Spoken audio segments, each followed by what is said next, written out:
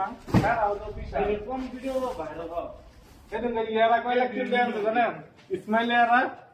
12 লাখ টাকা ইয়া 6 লাখ টাকা 6 মাসে 6 লাখ টাকা এক লগে গিয়া 6 লাখ টাকা দেন মনে করি খাই এটা তো বুঝতে না কতই গাড়ি চালিয়েছে না গাড়ি ব্যবসা আমি তো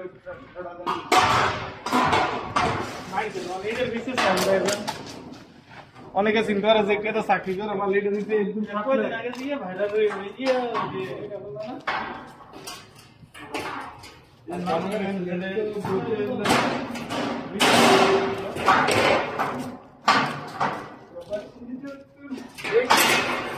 কোনো কারণ বুঝি একবার উঠতে যায়